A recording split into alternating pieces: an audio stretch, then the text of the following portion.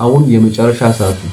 ስለዚህ ይህን ነገር በትክክል ማስተካከል መቻል አለባችሁ። እነዚህ ሰባቱን ነገሮች በትክክል ካደረጋችሁ እርግጠኛ ሆኜ የምነግራችሁ ነገር አሁን ካሰባችሁ ውጤት በላይ መስራት ትችላላችሁ።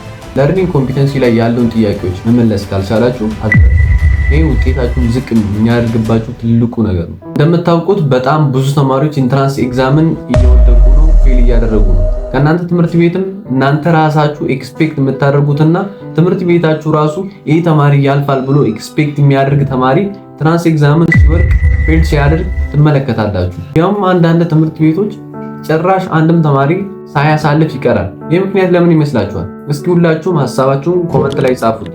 በዚህ ቪዲዮ ደግሞ እነዚህ ተማሪዎች የሚሰሩትን 7 ስህተቶችን የምነግራችሁ ይሆናል። ስህተቶቹን ብቻ አልነግራችሁም፣ እንዴት ይህን ነገር ሶልቭ ማድረግ እንዳለባችሁ ጭምር ነው የምነግራችሁ። በቪዲዮ መጨረሻ ደግሞ አንድ የተለየ ነገር አላችሁ። ስለዚህ እስከ መጨረሻ ከኔ ጋር መቆየት እንዳትረሱ። ከዛ በፊት ግን ይሄ 2018 ሳያልቅ በፊት ቻናሌ 20,000 ሰብስክራይብ እንዲገባ እፈልጋለሁ። ስለዚህ ሁላችሁም ሰብስክራይብ ያላደረጋችሁ ኮንተንቴን የሚመቻችሁ ሰብስክራይብ አድርጉ። ለሌላ ተማሪ ደግሞ ሼር እያደረጋችሁ ሰፖርት እንድታደርጉኝ እፈልጋለሁ። አሁን ቀጥታ ወደ ቪዲዮ እንግባ እና እንደምታውቁት በጣም ብዙ ተማሪዎች ኢንትራንስ ኤግዛምን ሲወርቁ ትመለከታላችሁ። እንዲያውም አንዳንዶቹ እናንተ በቃ የምታውቁት ይሄ ተማሪ ያልፋል ብላችሁ ኤክስፔክት የምታደርጉት ተማሪ ሁላ ሲወርቅ ትመለከታላችሁ። እንዲያውም አንዳንድ ትምህርት ቤት ደግሞ ጭራሽ አንድም ተማሪ አያሳልፍም። ይሄ ምክንያት ለምንድን ነው የሚመስላችሁ? ስለማያነቡ ነው እነዚህ ተማሪዎች ወይስ ኤግዛሙ ከባድ ስለሆነ ነው? ኤግዛሙ ከባድ ቢሆንማ እንደዚህ አሪፍ ውጤት አይሰራም ነበር። 592 580 ቤት ምናምን አይሰራም ነበር ኤግዛሙ ከባድ ቢሆን ኖሮ። እነዚህ ተማሪዎችና ስለማይነቡ ነው ወይስ ፈተናው ከባድ ሆኖ ነው? ለምንድን ነው? አንድ ባንድ ነው እስኪ። የመጀመሪያው ክሊር የሆነ ፕላን ሳይኖራቸው ሲቀር ነው። ይሄ ማለት ነገን ከመጀመራቸው በፊት ነገ ምን እንደሚያደርጉ አያውቁም። ልክ በቃ ነገ ሲጀምሩና ከእንቅልፋቸው ልክ ሲነሱ ዛሬ ምንድን ነው ማድረግ ያለብኝ ብሎ ከእንደገና በቃ ያስባሉ፣ ምናምን ፕላን ያወጣሉ። ስለዚህ ይሄ ነው ትልቁ ችግር። የሆነ ነገን ከመጀመራቸው በፊት ነገ ምን ማድረግ እንዳለባቸው አያውቅም።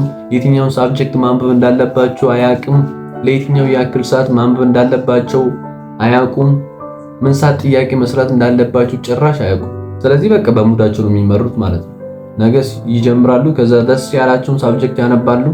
ካልፈለጉ ደግሞ ወደዛው ይተውና እንደፈለጉ ያደርጋሉ ማለት ነው። የድብርት ምናምን የድካም ስሜት ከተሰማቸው ጭራሽ ያቆማሉ ማለት ነው። ይሄ ማለት ክሊር የሆነ ፕላን የላቸውም ማለት ነው። ዴይሊ ሩቲናቸውን ሰፓሬት አላደረጉም።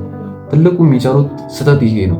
ስለዚህ እናንተም ኢንትራንስ ኤግዛምን ማለፍ ከፈለጋችሁና አሪፍ ውጤት መስራት የምትፈልጉ ከሆነ ክሊር የሆነ ፕላን ሊኖራችሁ ይገባል። ይሄ ማለት ነገን ከመጀመራችሁ በፊት ነገ ምን ማድረግ እንዳለባችሁ ስቴፕ ባይ ስቴፕ አንድ ባንድ ማስቀመጥ መቻል አለባችሁ። የትኛውን ሳብጀክት ማንበብ እንዳለባችሁ፣ ለምን ያክል ሰዓት ማንበብ እንዳለባችሁ፣ ምን ያክል ጥያቄ መስራት እንዳለባችሁ አንድ ባንድ ነገ የምታደርጉትን 24 ሰዓት ሙሉውን ሰፓሬት አድርጋችሁ ማስቀመጥ መቻል አለባችሁ።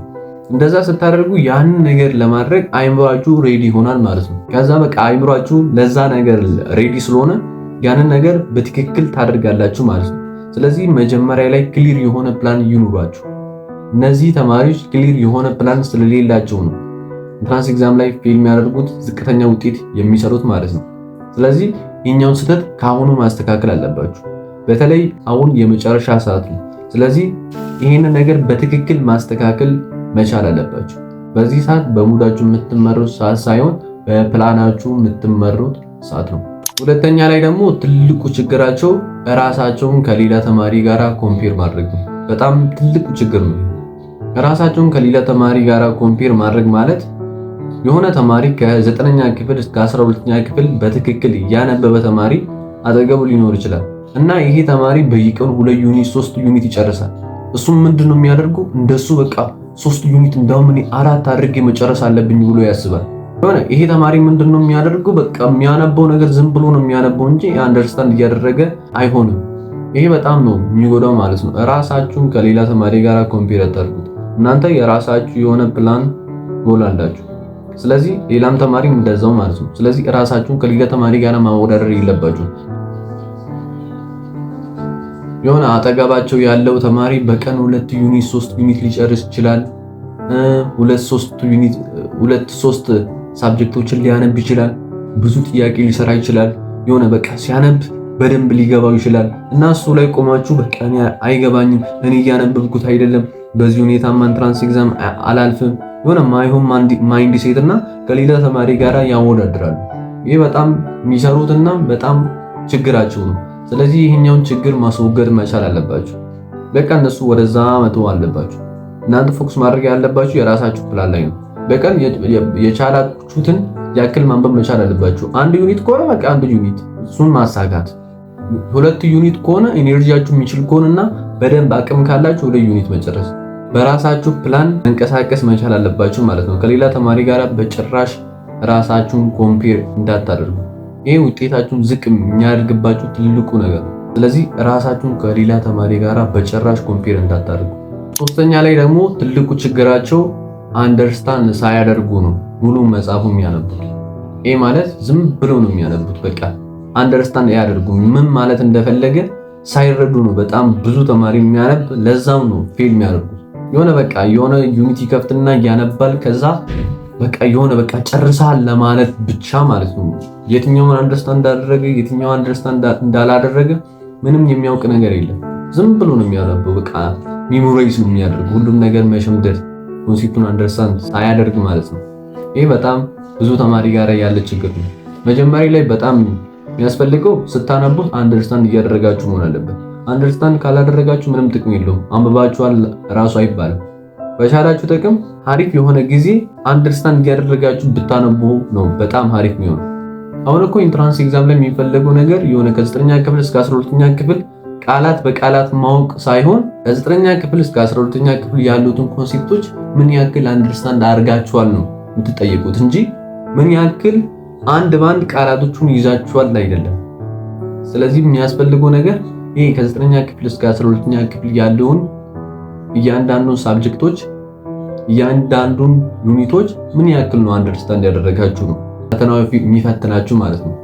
ስለዚህ ፎከሳችሁ መሆን ያለበት ማንበብ ብቻ ላይ ሳይሆን ስታነቡት አንደርስታንድ እያደረጋችሁ መሆን አለበት ማለት ነው። ይሄንን አንደርስታንድ የምታደርጉበት ለርኒንግ ኮምፒተንሲ ላይ ፎከስ በማድረግ ነው። ለርኒንግ ኮምፒተንሲ ላይ ያለውን ጥያቄዎች በቻላችሁ ጥቅም መመለስ መቻል አለባችሁ። ለርኒንግ ኮምፒተንሲ ላይ ያለውን ጥያቄዎች መመለስ ካልቻላችሁ አልተረዳችሁ። ራሳችሁን ቼክ የምታደርጉበት ለርኒንግ ኮምፒተንሲ ላይ ያሉትን ጥያቄዎች መመለስ አለባችሁ። ይሄንን ዩኒት ከጨረሳችሁ በኋላ ይሄንን ማወቅ አለባችሁ ይላል።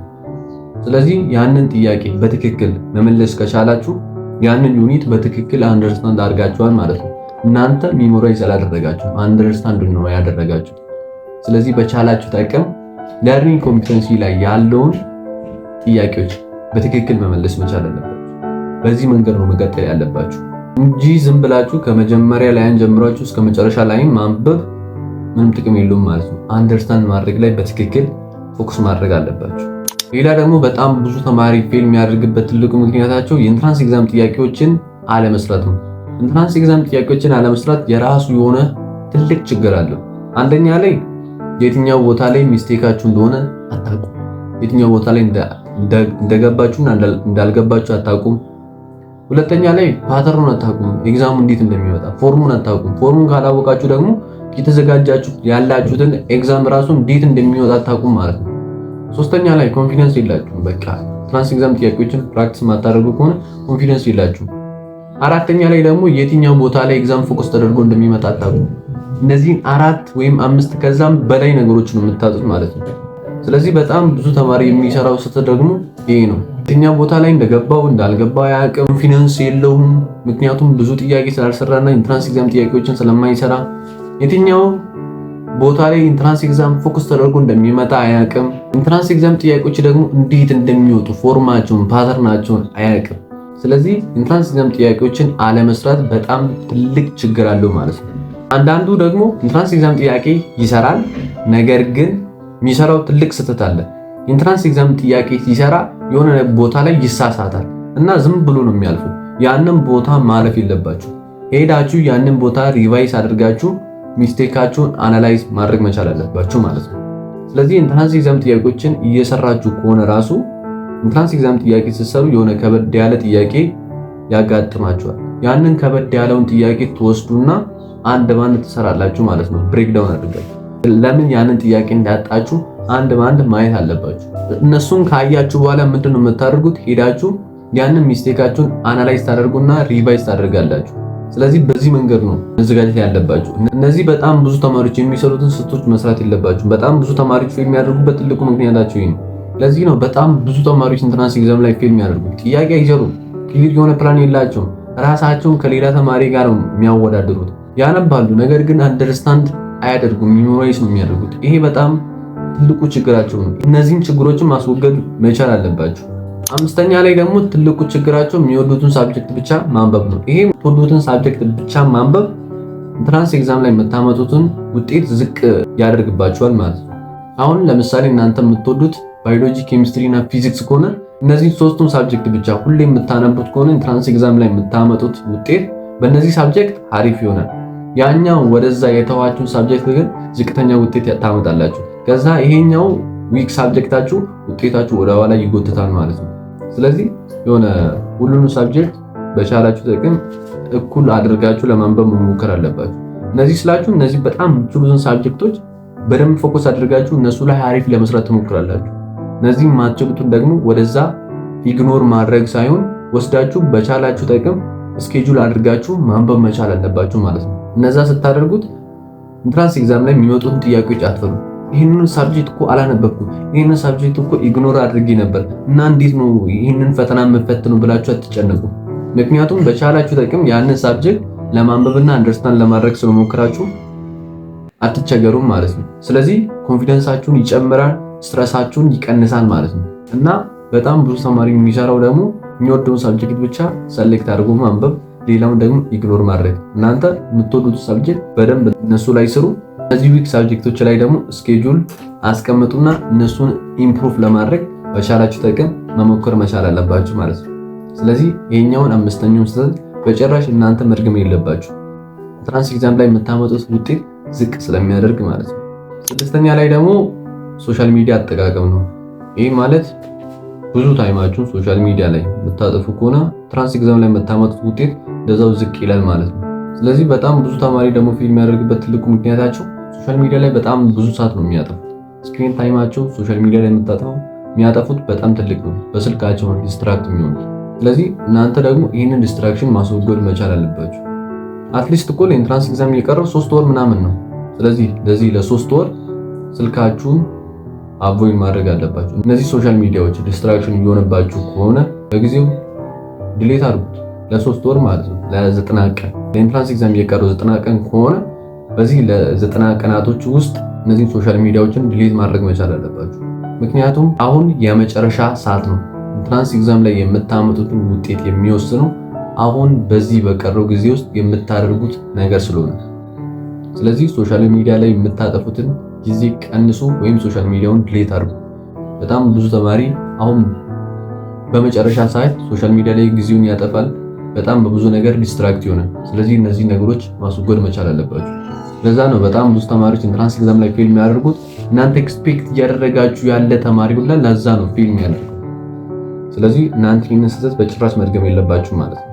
ሰባተኛው ደግሞ እንደ ቲፕ፣ ይህኛውን በትክክል ቪዲዮ ሰራበታለሁ። ኤግዛም ላይ ታይም ማናጅመንት አለማወቅ ነው።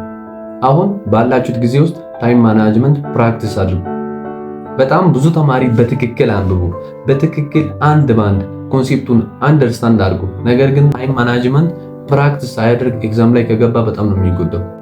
እሱ አንድ ጥያቄ ለመስራት 5 ደቂቃ ቢወስድበት አስቡ 60 ጥያቄ ለመስራት ምን ያክል ሰዓት እንደሚወስድበት ማለት ነው። በጣም ትልቅ ሰዓት ነው የሚፈጅበት ማለት ነው። ያውቃል እኮ ይችላል እኮ፣ ነገር ግን ታይም ማኔጅመንት ፕራክቲስ ስላልተለማመደ ማለት ነው። ስለዚህ እናንተ አሁን በቻላችሁ ጥቅም ታይም ማኔጅመንት ፕራክቲስን በትክክል መለማመድ አለባችሁ። ሙሉን ኤግዛም ወሰዱና ፕራክቲስ አድርጉ። ሰዓት ይዙ። አሁን ለማትስ የሚሰጠው 3 ሰዓት ከሆነ 3 ሰዓቱን ሙሉ አትጠቀሙ። 2 ሰዓት በ2 ሰዓት ውስጥ ለመጨረስ መሞከር መቻል አለባችሁ ማለት ነው። በዚህ መልክ የቤታችሁ ቁጭ በሉና ታይም ማኔጅመንቱን በትክክል ፕራክቲስ አድርጉ። በጣም ብዙ ተማሪ ይሄንን ሳያደርግ ነው ኤግዛም ላይ ይገባና በቃ እኔ እኮ ታይም አለቀብኝ ምናምን ብሎ ይጨናነቃል። አንብቧል።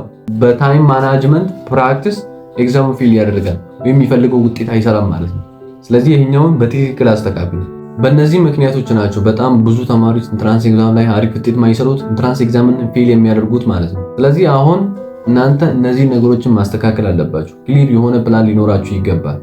ሁለተኛ ላይ ስታነቡ ለርኒንግ ኮምፒተንሲ ላይ ፎከስ አድርጋችሁ የእነሱን ጥያቄዎች መመለስ መቻል አለባችሁና ሜሞራይዝ ማድረግ ሳይሆን አንደርስታንድ ማድረግ መቻል አለባችሁ።